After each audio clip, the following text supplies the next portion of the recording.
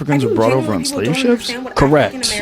I believe it may have happened, maybe people were brought over as slaves, but I don't think that the black people in America came from Africa on slave ships. I believe the people that were here were slowly conquered. First they got the East Coast, and then they started spreading out west little by little, conquering. And when you conquer a tribe, what do? You enslave them. They're POWs. Good morning, good afternoon, and good evening from wherever you're watching. It's Mukami Reacts. Welcome back to our channel. And if it's your first time, kindly do subscribe, like, share, and also comment. So today we are diving into a topic that's too deep, personal, and emotional, and also it's often misunderstood. So stay with me till the end of the video. Thank you.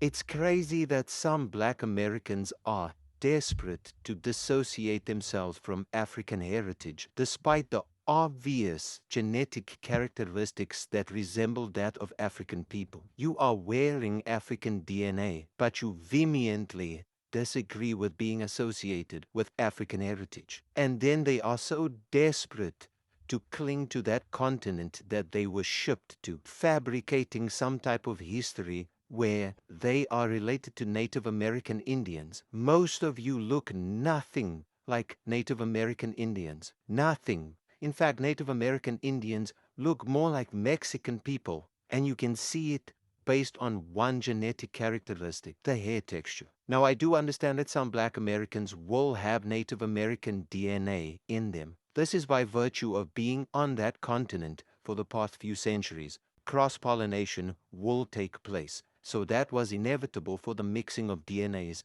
to occur. But for Black Americans to deny African heritage is really a mental illness. Imagine a Chinese American said, "No, I'm native to America." You would look at them as though they were crazy, because you can see obviously that their genetic traits say otherwise. How can you as a Black American stand there, look yourself in the face with African characteristics and tell yourself that you are more closely related to Native American Indians? This is a sickness. This is a sickness caused by Black people being around white people for too long. And I don't see myself as Black.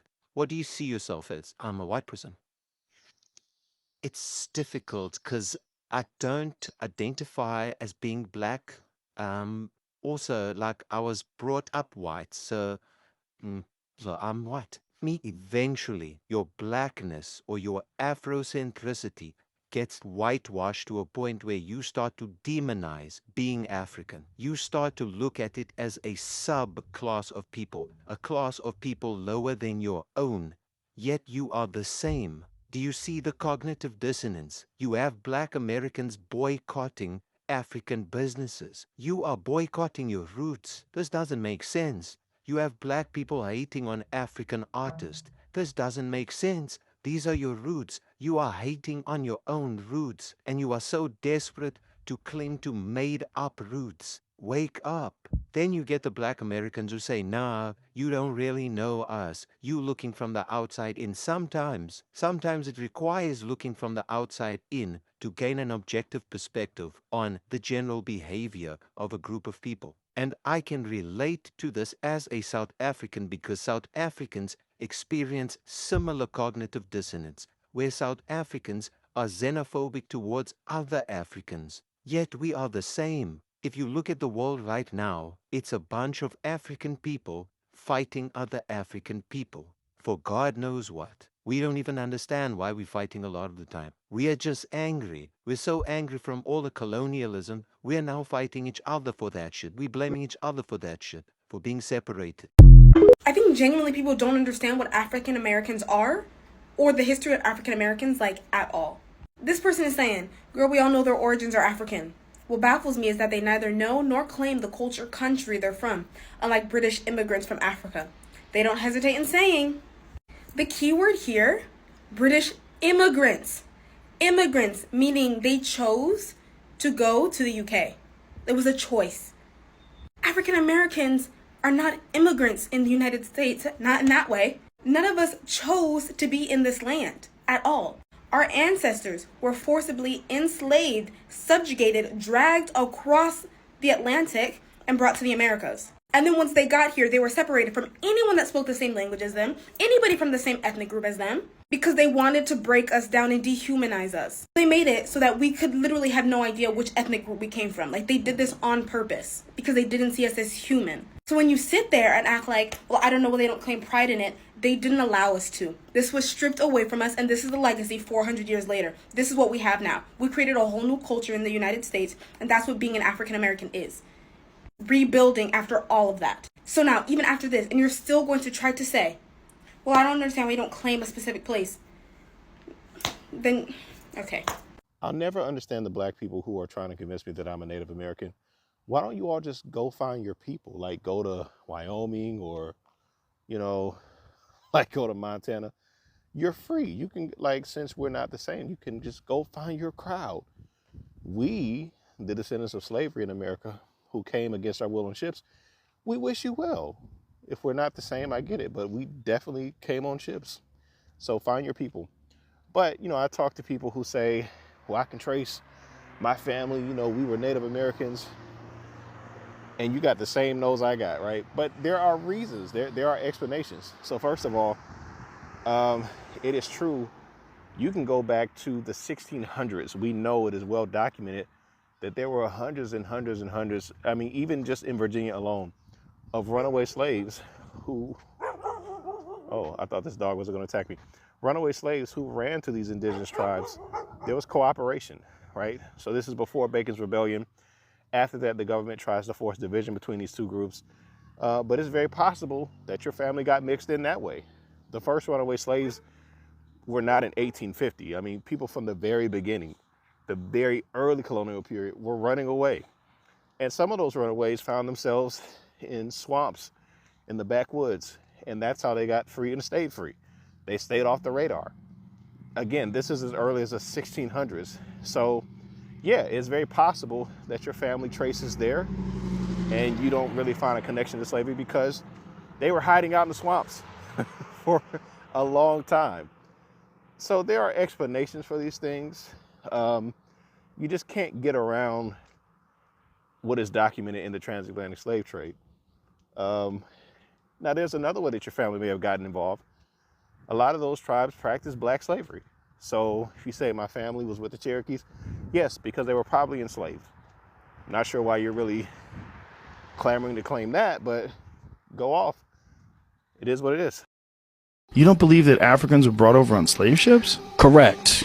I believe it may have happened, maybe people were brought over as slaves, but I don't think that the black people in America came from Africa on slave ships. I believe the people that were here were slowly conquered. First, they got the East Coast, and then they started spreading out west little by little, conquering. And when you conquer a tribe, what do? You enslave them. They're POWs.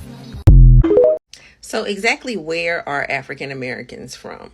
I've seen this question time and time again, floating around TikTok. So since I'm African American, I just thought maybe I'd answer it.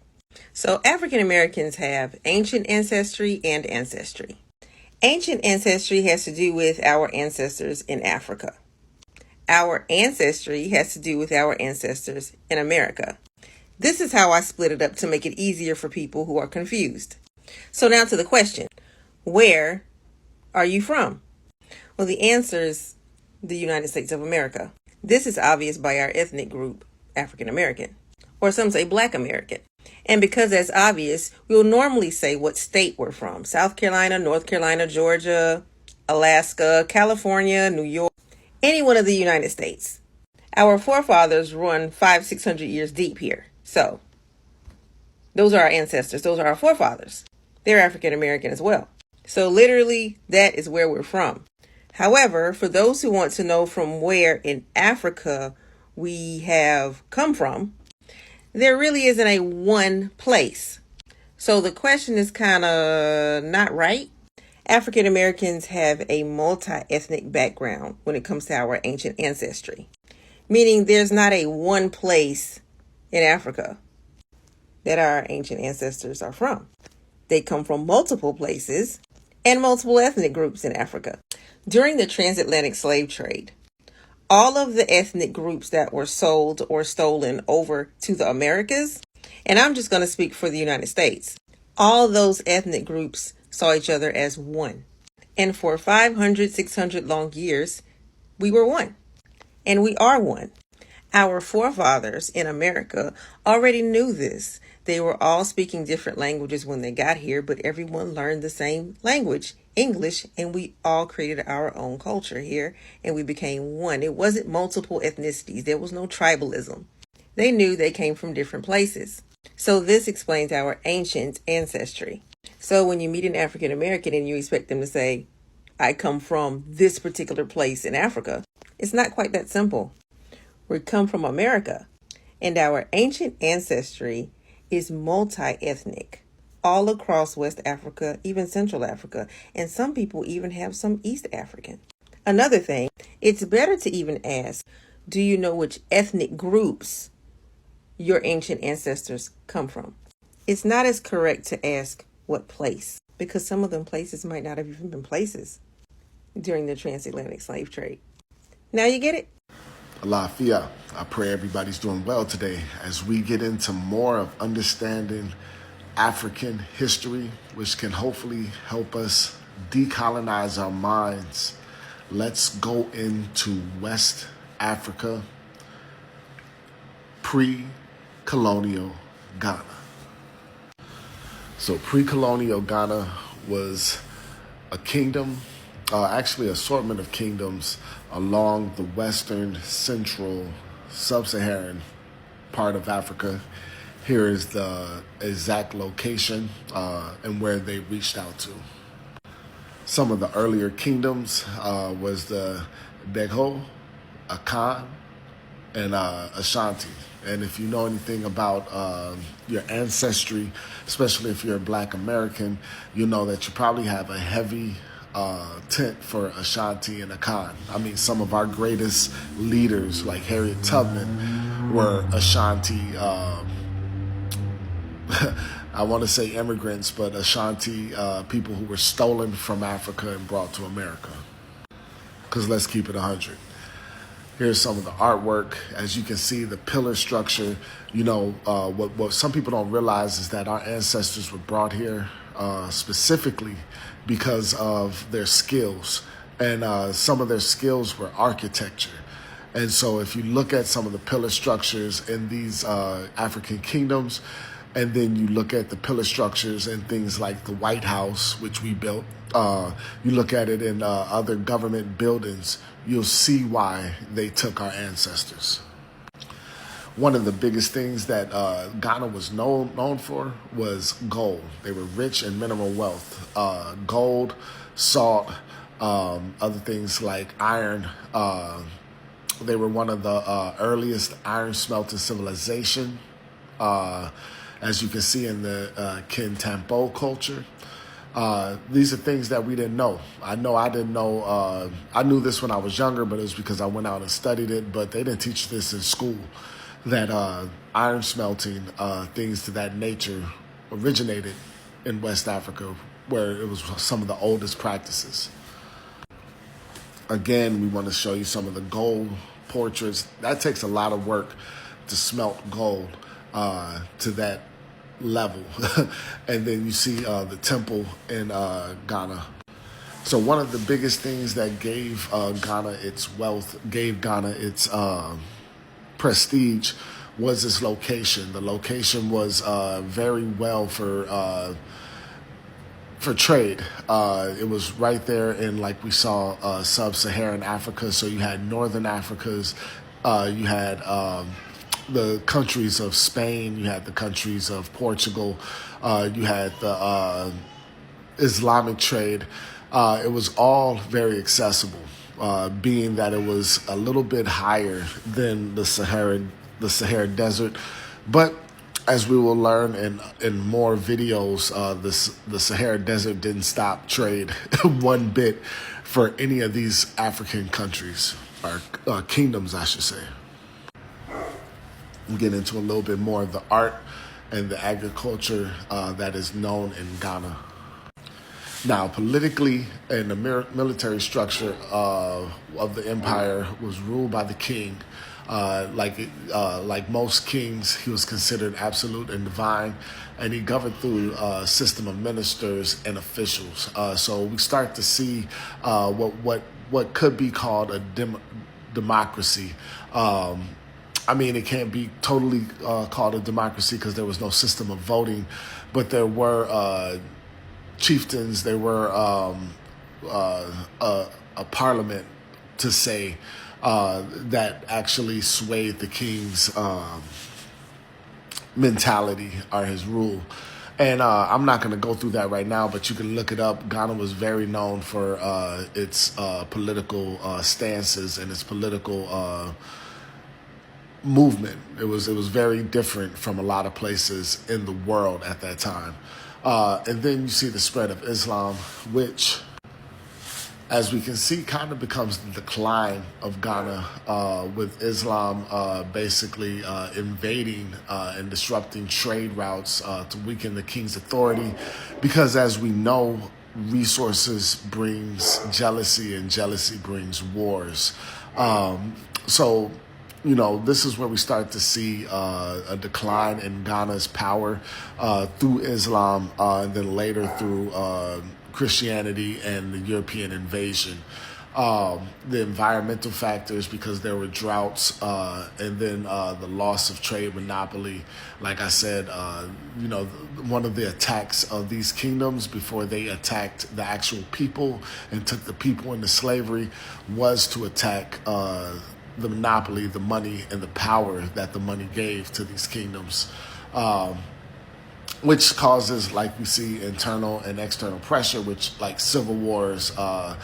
If you guys don't really understand COINTELPRO and how deep it goes beyond the FBI. They were using forms of COINTELPRO, you know, setting plants in kingdoms for the longest. Is actually a propaganda agenda, an assassination form used by Islam first, and then later adapted by Europeans to upsurge countries from within. You set plants, you get the jealous people around you, and you promise them things that they're not going to get. Like you promise them titles, you promise them money, promise them wealth, as long as they do your bidding. And this is how a lot of our countries, I hate saying countries, our kingdoms were absurd. And this is how the slave trade was very much used against us, because you had a lot of people that was against it, a lot of kings that was against it. You assassinate him, you assassinate his character, you assassinate his program, you put greedy people in the office, and then you get European expansion and their control by controlling the puppets. So again, I just wanted to put up a little bit of our history. Like I said, I really want this to encourage people to actually go out and research themselves, go out and start learning for themselves, because that's when you'll truly understand our ancestors, and everything moves from our ancestors to the future, to the descendants we leave. Ashe. 40% of enslaved Africans that were brought to the United States were brought in through Charleston, South Carolina. The majority were from Angola, the Gold Coast, Senegambia, and other areas along the West African coast, including modern-day Sierra Leone. Who are Black Americans really? Where do they come from? Where is their origin? What are the cultures that they appreciate? And what is often misunderstood? And why do many people don't really, or rather misunderstand where they're coming from? Black Americans they have their roots traced back from Africa, and these countries are from Ghana, Congo, Sierra Leone, and Senegal. They did not come from Africa by choice, not as immigrants, but as a result of slave trade. that happened in America. Why don't many Black Americans understand their roots? Why don't they understand their origin? This is the hardest part of history. I want to believe so. They were stripped of their names, their surnames, their clothes, their language, and everything that defined them as Africans. And they were left just like that to adapt new culture, new names, and also to get a new identity. Their family ties were cut.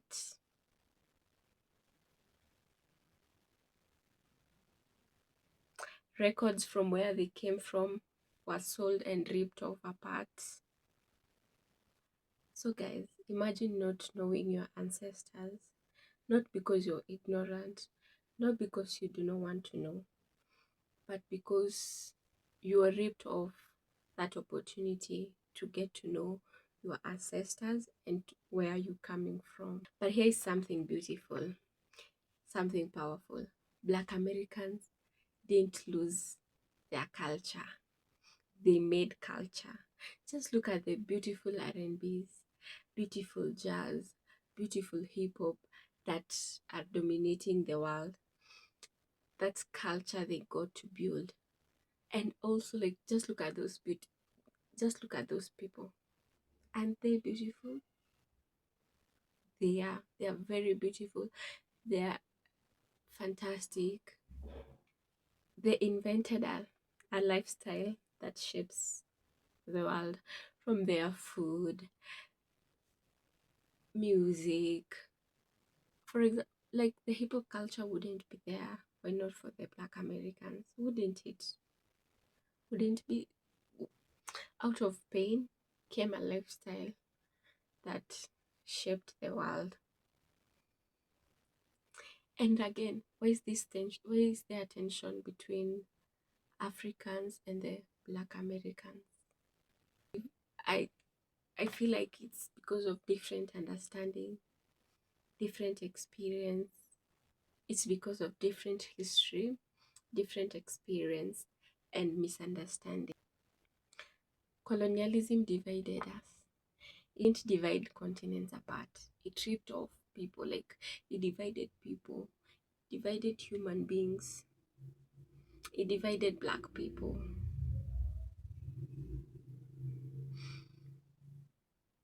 I feel like understanding history is more than just reading.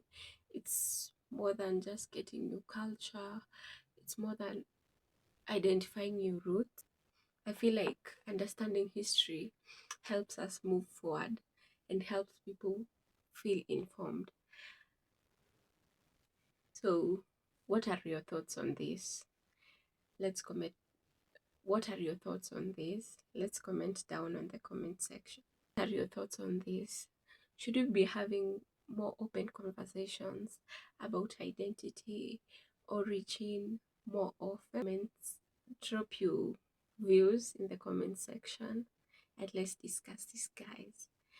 Black American, Black is beautiful. Black is amazing. Black is everything. Thank you, guys, and until next time, have a good one.